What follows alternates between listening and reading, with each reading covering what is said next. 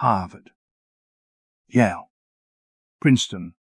These are just a few of the many prestigious schools America has to offer its well over 300 million citizens, with the list of accomplishments due to their unrelenting strive for knowledge, including landing on the moon and McDonald's French fries. There is a question that has plagued the minds of many a people abroad. Why do so many of your citizens choose to be as dumb as pig shit? I am Sir David Attenborough, and I would like to invite you to join me as I take a look at a funny little group of people. These are the mega morons of America. Between the overserved and underdressed senior citizens of Florida to the slack-jawed yokels holding down porches in Alabama, the MAGA community is quite a collection of various idiots. For example, Geraldine McCluster from Texas. She believes that some Jesus person from the Stone Age did magic tricks on Sundays and that fetuses have beating hearts the moment of conception. There really is no reason for Geraldine to believe either of these things. There are countless sources, medical professionals and historians who could explain to her how wrong these beliefs are. Maybe if any of those educated folks have a background in teaching, they might even be willing to speak to her as though she was a child to give her a better chance at understanding. Sadly, though, we will never know. Being a member of this bunch of sad, confused idiots, Geraldine doesn't have either the ability or desire to listen to reason. Fox News, Tucker Carlson, Sean Hannity, and even that drunk Hispanic lady. That's who will be responsible for all of her thinking now. While to some that might sound like poor judgment, to hand over your entire thought process to a news organization that openly tells lies, but for Geraldine, the choice was simple. With the extra time she has freed up from the chore of thinking, she is now able to focus more of her time on her favorite hobbies, being an absolute nightmare of a person to speak to and an unnecessary and costly burden on society. The next oxygen thief we are going to take a look at is Charles Gunnerson. Charles grew up in Blue Ridge, Georgia, and managed to stay in school long enough to complete his 9th grade, a first for his family. The next thing Charles knew, he had spent the last 3 decades working at the sawmill during the day and spending what little income he made in the tavern at night. Charles felt like it was time for a change of pace. So, after deciding to leave what remained of his dignity at home, he hopped into his 27-year-old rust-colored pickup truck and headed for the Capitol building in Washington. As Charles headed north, he was quite hopeful that his journey to D.C. would make him something more than just the guy who took his cousin to the prom and got lucky. Perhaps when photos are all over the newspaper covers of him standing side by side with President Trump as they both watch Mike Pence's legs swinging in the moonlight, it might help to redeem his cluttered past. Sadly, though, the only thing Charles knew about politics were the lies he had been told by Fox News. While he might not understand a thing about economics, finance, inflation, current events, math or science, those blonde ladies on the telly sure are pretty. If Tucker and the blonde ladies say the election was stolen, then gosh darn it, it was stolen. While Charles may have begun this expedition with a slight hesitation, that feeling disappeared the moment he reached Washington, D.C. on the morning of January 6th. Men wearing ill-fitted camo gear, women missing half their teeth, and Confederate flags as far as the eye could see. These were his people, and he knew that he would be welcomed with open arms. With the city's average IQ dropping by the minute, as more idiots piled in, Charles made his way to where he might better hear the president speak. As he arrived, he noticed the crowd was nearly shoulder to shoulder, with barely an inch to move. One good thing, though, was there wasn't a high school graduate in sight. No one to tell him he was wrong or stupid, only people who think exactly like he does. Charles felt like he would prefer life in an echo chamber, with him living in a small town and being the only resident unable to count to 30. It can get very lonely some nights. Feeling energized after President Trump's speech, he headed for the Capitol building down the street. While Charles had seemed to have maintained a good recollection of the walk down, it was after he led a charge through a barricade and was struck upon multiple times with one of the Capitol police officers' batons. He was then dragged past a security wall, taken inside, handcuffed, and then had his rights read to him. When all was said and done, and the dust had finally settled, Charles felt like he made out fairly well off. He's going to have the nice staff members at the D.C. prison facility take care of his basic needs for a few years, and the judge informed him that he won't have to worry about voting anymore. The best part, though, that's going to be when he gets out. He's going to have a lot more room in his home as the state is going to be auctioning off his hundreds of firearms to pay off the liens he has against his property.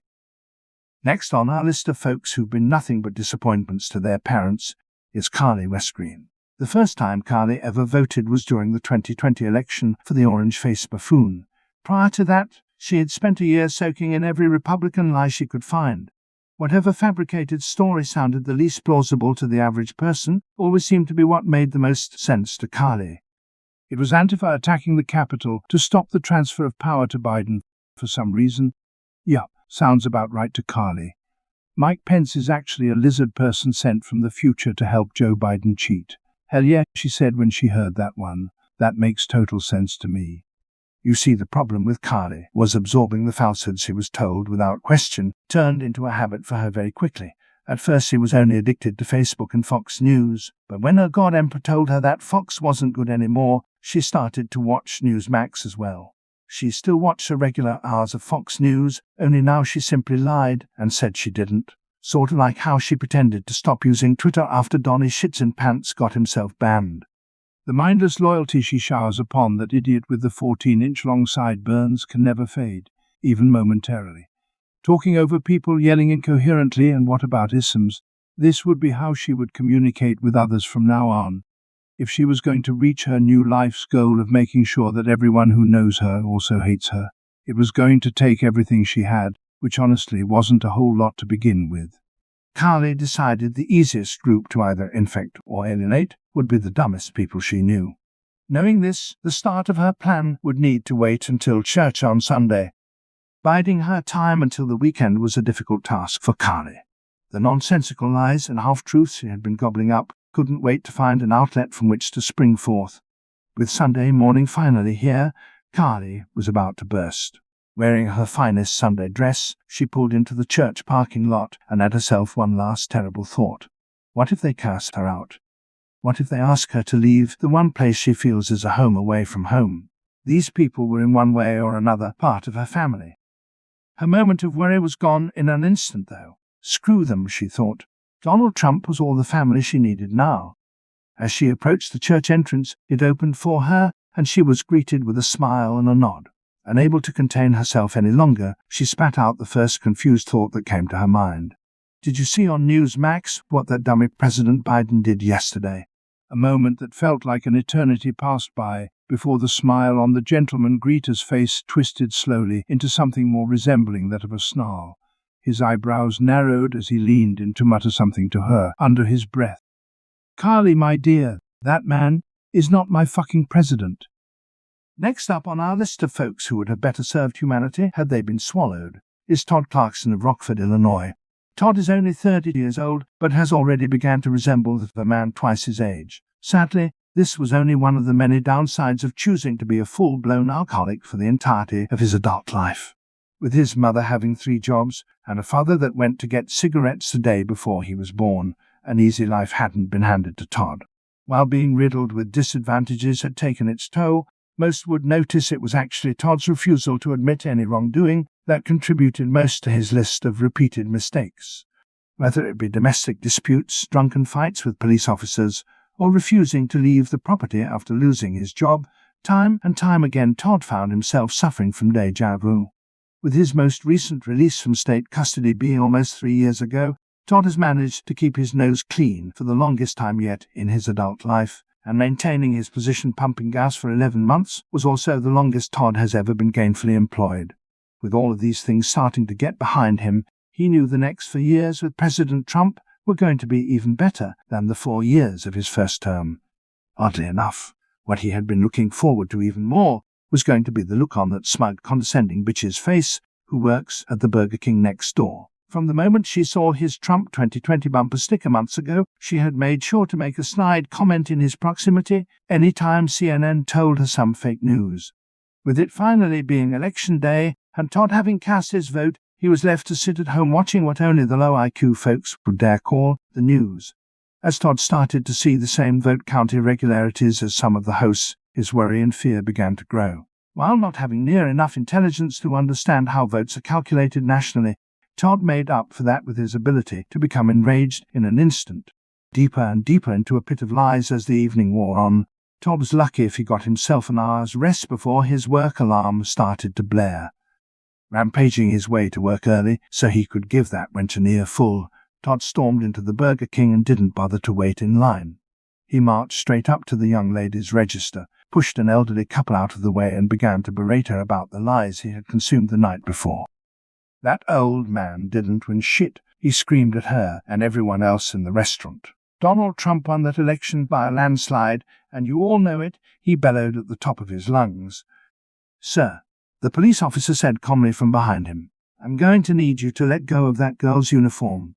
Todd began to let his head turn slowly until he could see the two police officers pointing their firearms at him, and the unlucky teenage cashier he had at some point grabbed a hold of. How long had I been yelling about the election for? He asked himself, not realizing he had been screaming incoherently at the staff and customers for nearly 10 minutes.